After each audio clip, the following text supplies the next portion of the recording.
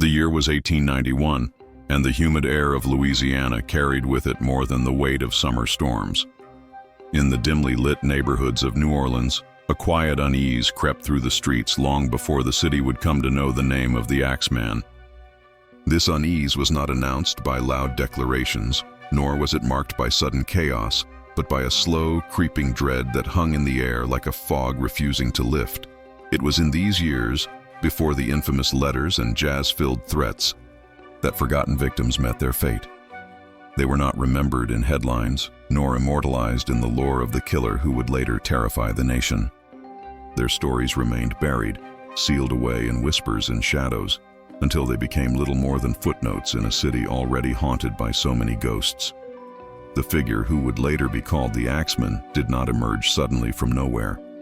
His shadow stretched back into incidents that were recorded poorly, half remembered by neighbors, and sometimes erased entirely.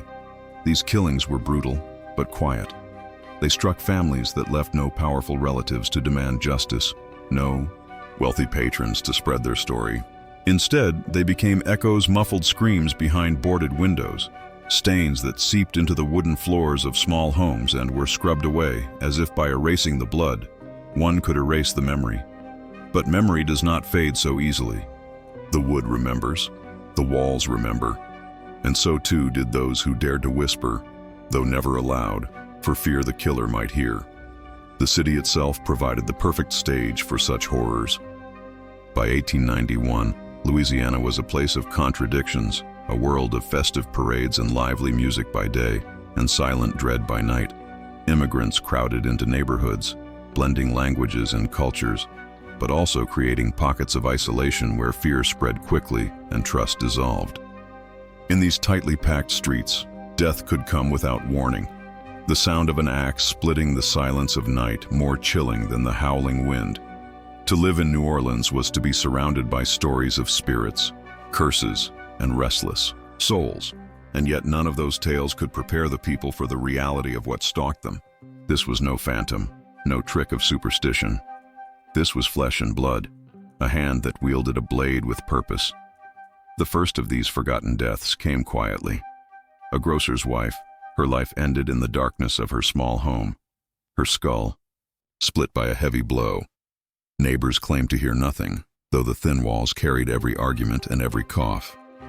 But blood had been spilled, and with it, the first trace of something far darker than mere robbery. Authorities dismissed it as a crime of desperation, a thief, a drifter, someone who vanished as quickly as he struck. But then, it happened again. A young couple, found in their beds, their lives taken with ruthless precision. This time the neighbors did speak of sounds, a thud, a muffled cry. But when dawn broke, no one dared enter until the silence pressed too heavily on their conscience. By then, it was too late, the killer already swallowed by the night. These were not the cases that made the front page. They were not given names that echoed across the state. Instead, they became whispers shared in kitchens, warnings spoken between families as they locked their doors. Do not leave the window open. Do not stay out too late. Do not draw attention. Fear crept into daily life like a poison, and though people tried to bury it beneath routine, they could not ignore the unease that came with every creak of the floorboards, every gust that rattled the shutters. And yet within this silence, something monstrous was being born. These forgotten murders were more than isolated tragedies. They were a rehearsal, a prelude to terror that would one day erupt into a frenzy so infamous it would captivate the world. The killer's hand grew steady. His patience sharpened. The axe became his language, his calling card.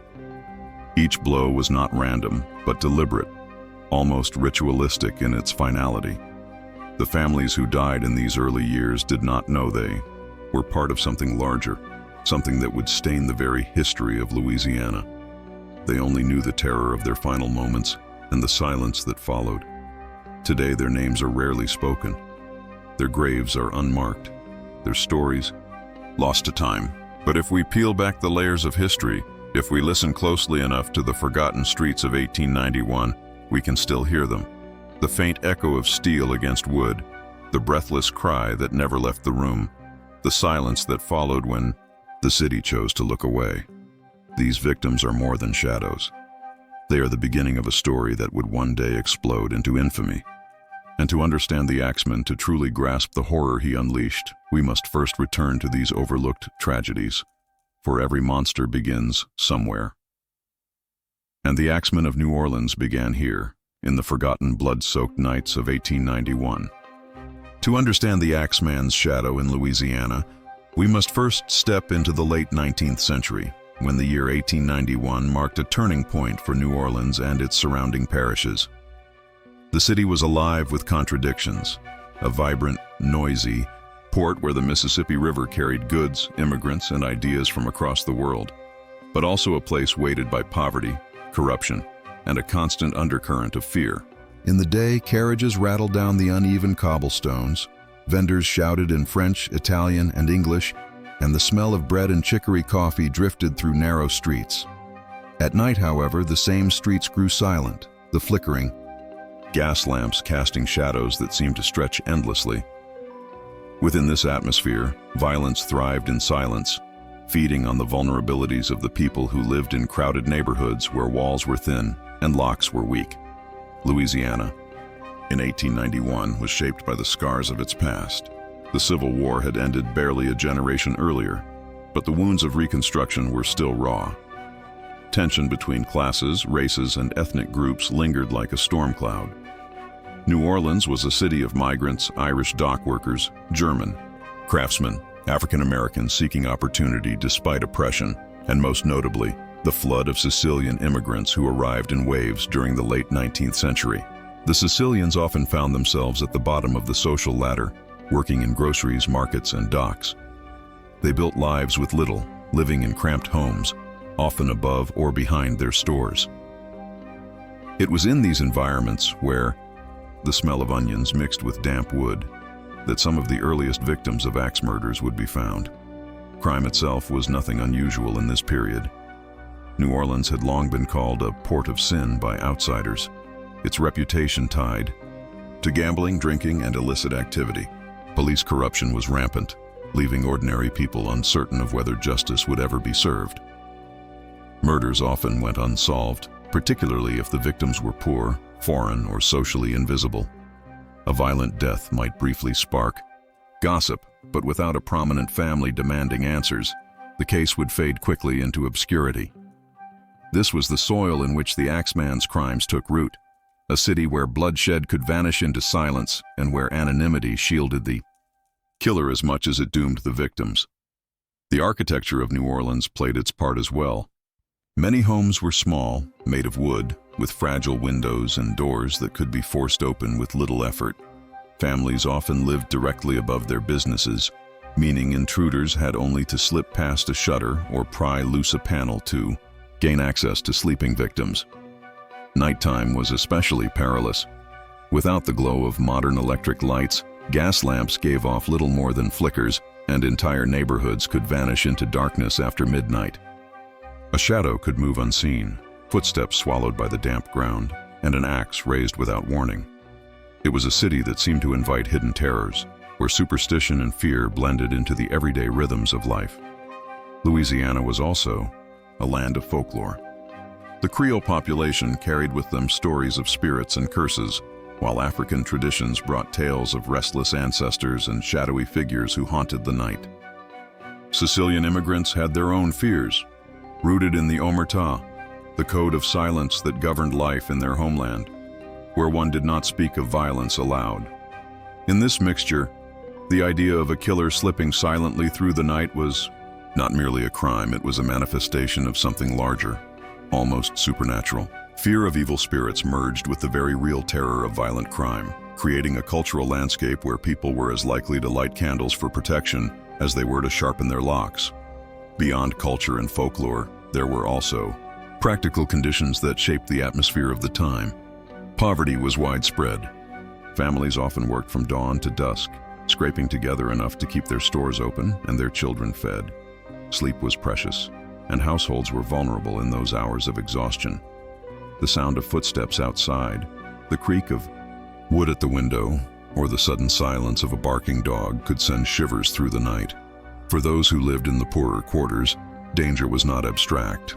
It was a neighbor, a stranger in the alley, or the possibility of someone slipping inside when the lamps went out.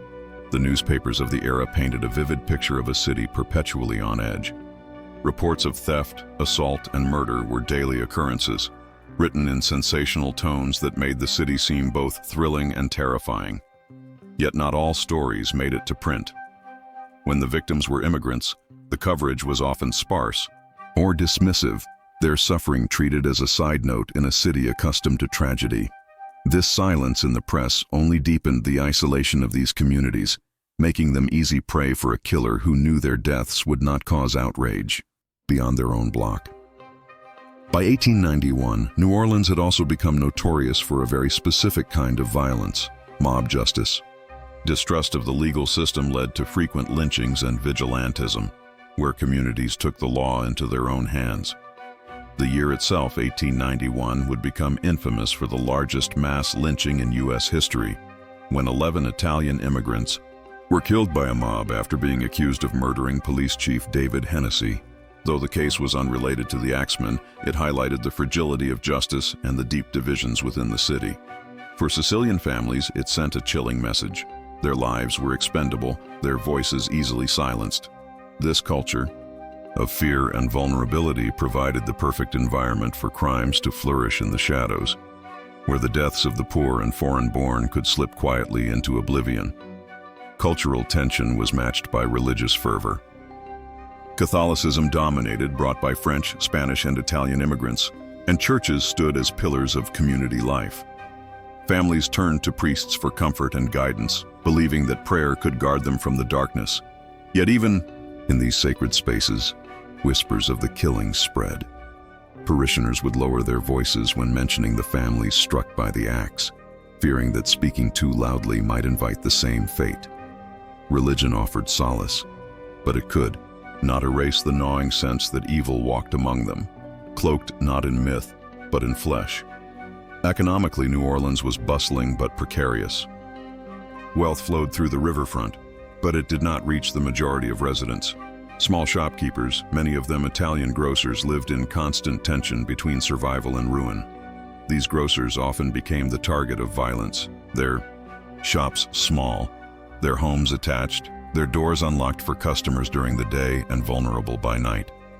Many of the forgotten victims of 1891 fit this pattern: immigrant families scraping by in the shadows of a city that saw them as outsiders.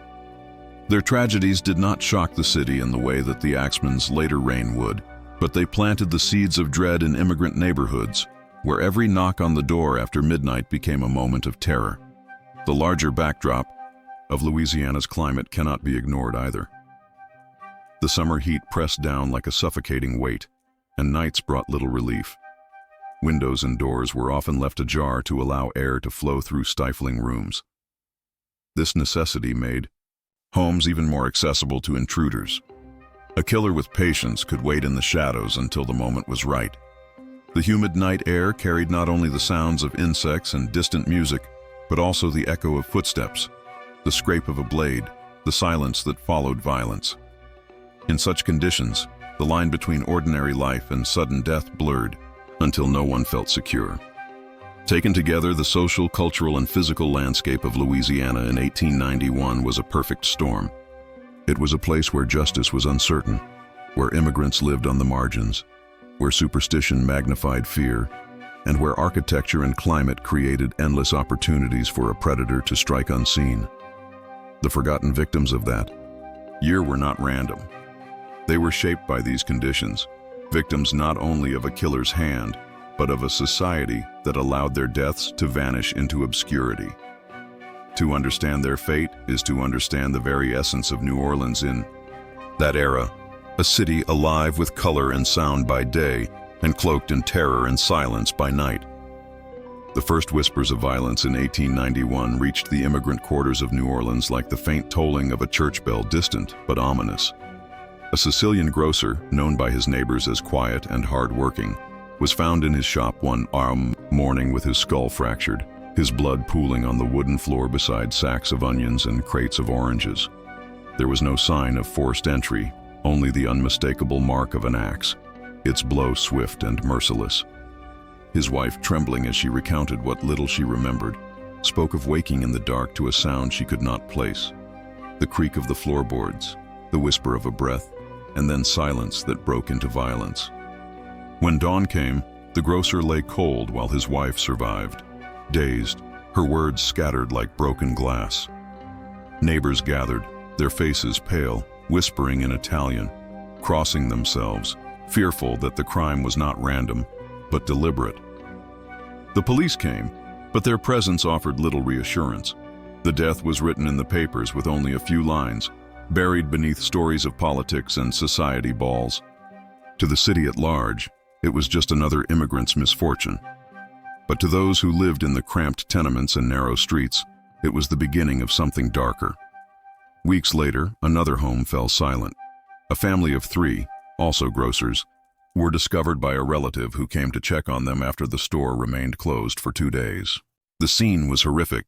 The father sprawled behind the counter, his head caved in.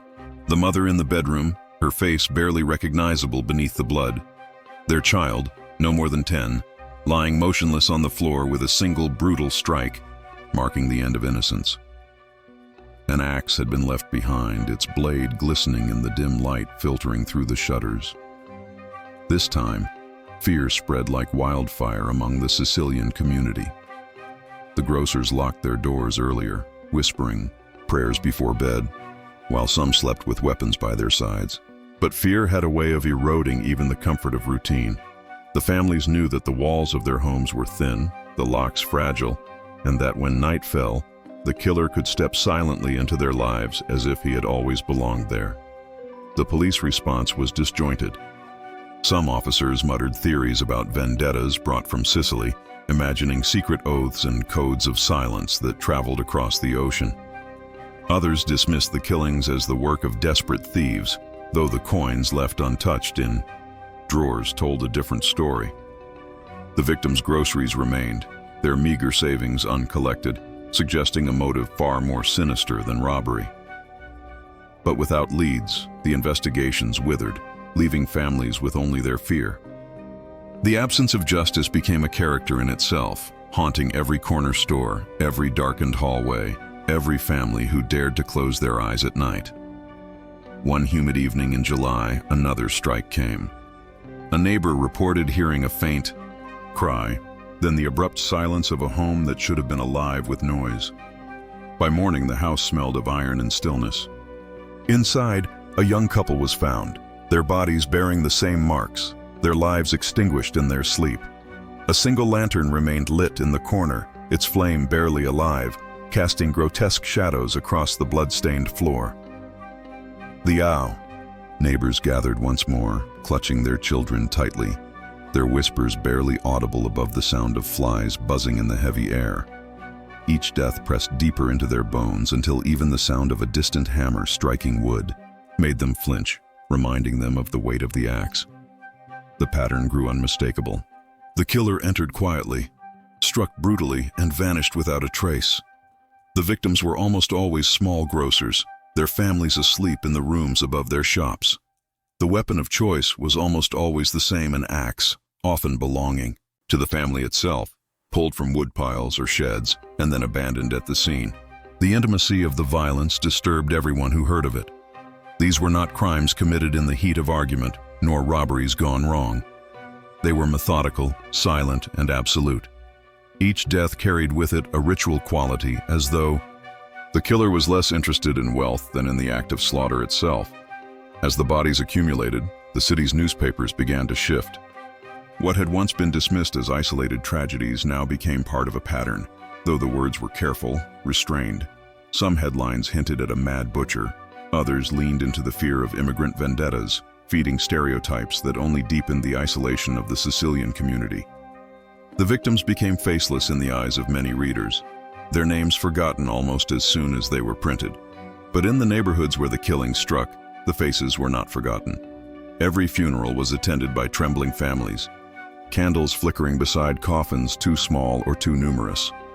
Priests spoke of faith and endurance, but their words could not erase the fact that the community lived in constant dread.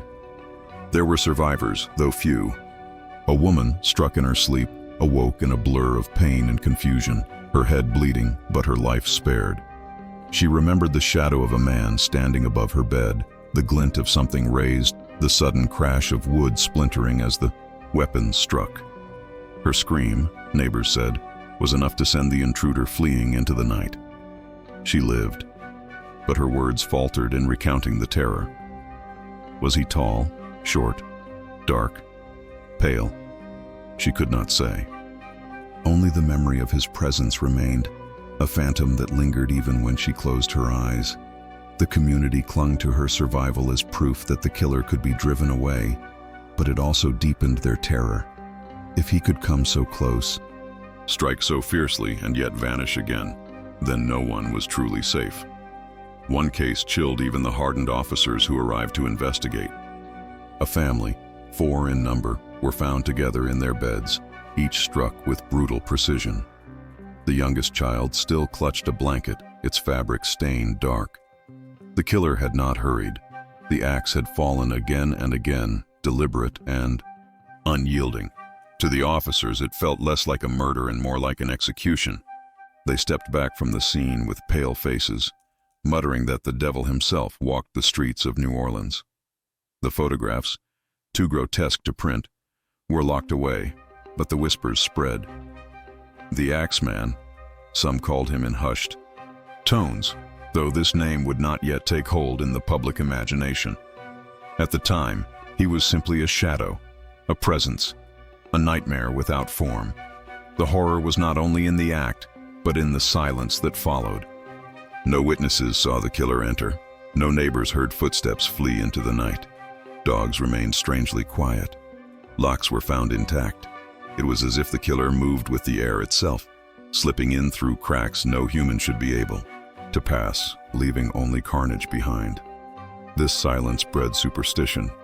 Some whispered of demons, others of curses brought from the old world. Parents warned their children not to speak of the killings after dark, fearing that words themselves might invite danger. The line between the natural and the supernatural blurred until the killer was no longer just a man, but a figure of dread that existed somewhere between nightmare and reality. By the end of that dreadful year, the forgotten victims numbered more than the city dared acknowledge. Their names faded from memory, their faces lost in the yellowing pages of old newspapers, but their presence lingered in the stories passed quietly among families. Each tale began the same way: the sound of silence in the night, the sudden crack of wood, the flash of steel, and then stillness broken only by the cries of the living. Each tale ended the same: a family destroyed, a community left to grieve, and a killer who slipped back into the darkness as if swallowed by the city itself. The forgotten victims of 1891 did not vanish because they were unimportant, but because the city allowed them to. Their lives, their deaths, became footnotes in the larger history of Louisiana, overshadowed by scandals, politics, and prejudice. Yet each insidious act, each strike of the axe, carved fear into the heart of New Orleans, preparing the stage for the legend that would later seize the imagination of the entire country. These early deaths, silenced by neglect, were the true beginning of the Axeman's shadow, a story that would linger in the bones of the city long after their blood had dried. The city of New Orleans was never silent in the 1890s. Streetcars rattled along their tracks, jazz spilled from dimly lit clubs, and vendors shouted their wares across crowded markets. But beneath the noise, another sound began to settle into the bones of the people, the sound of unease. After the string of axe murders in 1891, neighborhoods that once bustled with the life of immigrants and tradesmen grew wary, their chatter reduced to whispers. The murders were not simply crimes, they were intrusions into the sanctity of the home, a violation so profound that no amount of daily noise could disguise the silence it left behind. Families became the first to respond, though their responses were rooted more in fear than strategy. Men who once left their shops unattended to greet neighbors now nailed boards across their doors and windows. Some slept with pistols beside their beds, others with knives clutched tightly in hand. In immigrant households, candles were lit at night and prayers whispered aloud. calling for protection against a killer who moved like a phantom. Mothers hushed their children before bedtime, their voices tight with warnings not to stir from their rooms no matter what they heard. The homes of New Orleans were transformed into fortresses of desperation, though everyone knew the locks and shutters would never be enough. Doctors, too, found themselves pulled unwillingly into the horror. They were summoned to scenes where their skills were rendered meaningless, called to examine bodies that had already been drained of life. The axe wounds spoke of violence beyond healing, leaving doctors with nothing to offer but grim pronouncements. Yet their voices carried weight in a city desperate for explanations. Some suggested that the killer was a madman, driven by impulses outside of reason. Others speculated that he might suffer from a form of epilepsy or homicidal mania, medical terms that lent structure to what otherwise felt like chaos. But such explanations brought little comfort. They only confirmed what people already feared, that the violence came from within the realm of humanity, not beyond it. A man could do this, and a man might do it again. Pastors sought to frame the killings within the language of morality. On Sundays, pulpits shook with sermons that painted the murders as punishment for the city's sins. Congregations were told that the axe was not merely the tool of a man, but the instrument of divine retribution, a reminder that God's justice could strike at any time, in any home. For some, these words provided a kind of clarity, placing the horror within a larger narrative of sin and redemption. For others, it deepened the terror, suggesting that the killer was not only unstoppable but sanctioned by forces far greater than the law. The sound of church bells in the mornings became both a comfort and a warning, their echoes carrying the weight of sermons that blurred the line between faith and fear. Neighbors caught between grief and suspicion responded with a mixture of solidarity and paranoia. In the aftermath of each killing, communities gathered, bearing food for the survivors and candles for the dead. Funerals were attended by crowds too large for the small chapels, their flickering lights spilling into the streets. Yet within those same gatherings, whispers spread. Who had seen something that night? Who had left their window open too wide? Was it possible that the killer lived among them, hidden in plain sight? Fingers pointed not only at strangers but at familiar faces. Every unknown visitor became a suspect, every shadow a possible threat. The killings fractured the trust that bound neighborhoods together, leaving suspicion to grow where once there had been fellowship. The newspapers amplified these fears, though their coverage often twisted the narrative to suit their readers. Some papers framed the killings as evidence of immigrant criminality, suggesting that vendettas brought from Sicily or Naples had taken root in Louisiana soil. Others leaned into sensationalism, painting lurid descriptions of bloodied rooms and shattered skulls that sold copies but gave little truth. For the families of the victims, the articles felt like violations, reducing lives to headlines and tragedies to entertainment. But for the wider public, the newspapers were the only source of understanding, however flawed. Every morning, readers opened their papers with dread, scanning for the next family name, the next address, the next horror.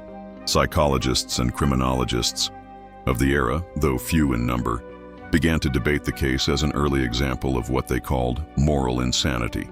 To them, the killer was not driven by revenge or profit, but by an inexplicable compulsion, a need to kill for the act itself. Some argued that the use of the axe, often the victim's own tool, drawn from their woodpile or shed, symbolized a perverse intimacy, as though the murderer sought not only to end lives, but to desecrate the instruments of domestic survival. These interpretations, while chilling, struggled to make sense of the randomness. They offered theories but no answers, and the unanswered questions only deepened the shadows that the killer moved within. Within immigrant communities, the fear carried another layer: prejudice. Sicilian grocers were the most common victims, and for many Americans, this fact became a reason to cast blame rather than sympathy. Some insisted that the murders were the result of secret societies, the echoes of the mafia transplanted onto American soil. The term "Black Hand" began to appear in conversations, fueling xenophobic suspicions that allowed mainstream society to distance itself from the victims' suffering. In truth, these families were chosen not because of conspiracies, but because of their vulnerability: small shops, late hours, meager defenses. Yet the stigma remained, isolating the very people who most needed protection. As the killings dragged on, the police faced mounting criticism. Their inability to produce suspects or prevent further deaths left the public disillusioned. Each new body was not just another tragedy, but another indictment of the law's failure. In some quarters, vigilante groups formed, patrolling the streets with lanterns and shotguns, determined to catch the killer themselves. But their efforts were clumsy, often fueled more by fear than logic. Innocent men were harassed, strangers driven out of neighborhoods, yet the true killer remained unseen. The failure of both law and community gave the murderer an almost supernatural aura, as though he thrived on their powerlessness, growing more terrifying with each unsolved case. By the end of 1891, New Orleans had become a city split between noise and silence. By day, life pressed forward, markets opened, children played, ships unloaded their goods at the port. But by night, silence reigned. Shutters were drawn, candles burned low, and families huddled together in their locked rooms, waiting for the sound of footsteps that might never come. The city's spirit itself seemed to bend beneath the weight of fear, its laughter dimmed, its music muted, its very identity shadowed by the axe. The reaction of the people was not only fear, but transformation. The murders forced families to see their homes differently, to see their neighbors with suspicion, to see their city as a place no longer safe. The victims were not forgotten entirely, but they became symbols rather than individuals, proof of vulnerability, warnings in human form. Their names slipped from headlines, but their fates remained etched into the fabric of the city. For a time, New Orleans was no longer the city of music and celebration, but a city of shadows, where every knock at the door and every creak of the floor carried with it the possibility of death. It was late in the summer of 1891 when New Orleans seemed to reach its breaking point. The murders had been whispered about for months, the victims counted and mourned, but the terror itself remained nameless and faceless. The city was a theater of shadows, and everyone felt they were sitting in the front row, waiting for the curtain to rise on the next act of horror. That act came suddenly, and with such violence that it would leave even the most hardened policeman trembling. On a narrow street lined with Sicilian groceries, where the smell of fruit mingled with the rot of the docks, a family prepared to close their shop for the night. They were ordinary, hardworking people, a father with calloused hands, a mother weary from the day's labor, and children who had long since fallen asleep behind the counter. Outside, the night was heavy with humidity, the air so thick it seemed to muffle every sound. Neighbors would later recall that the street was unusually quiet, the kind of silence that presses against the skin, foretelling something dreadful. The killer came in the dark, as always. There was no knock, no announcement, only the sound of wood splintering as the back door gave way beneath his strength. The father rose from his chair, startled, his hand reaching instinctively for the iron poker by the stove. But before he could raise it, the axe descended. The blow split silence and bone alike, a sound that carried through the humid night. The mother's scream followed, raw and piercing, before it too was cut short by the weight of iron and wood. Neighbors, awakened by the noise, rushed into the street. They saw the flicker of a lantern through the grocer's window, the shadow of movement inside. Some shouted the family's name, but their voices went unanswered. What they did not know was that the killer lingered, calm in his frenzy, moving methodically from room to room. He checked the children, ensuring no breath remained before turning back toward the front of the store. He was not rushed. He was deliberate, as though the act itself was the purpose, not the escape. When the door finally swung open, those gathered outside caught only a glimpse. A figure stepped into the night, tall, shoulders broad, face obscured by the brim of a hat pulled low. In his hand was the axe, its blade glistening wet in the dim light. He paused as though savoring the terror in the eyes of the onlookers. Then, without a word, he turned down the alley and vanished into the fog that clung to the docks. By the time the police arrived, there was no trace. Only the bodies remained, sprawled across their home, their shop, Their sanctuary turned slaughterhouse. The scene burned itself into memory. Policemen hardened by years of violence confessed later that they could not forget the image the way the children lay side by side, their faces strangely peaceful despite the brutality, as though sleep had claimed them before death did. Blood streaked the walls, pooled across the wooden floor, mingled with spilled wine and crushed fruit from the shelves.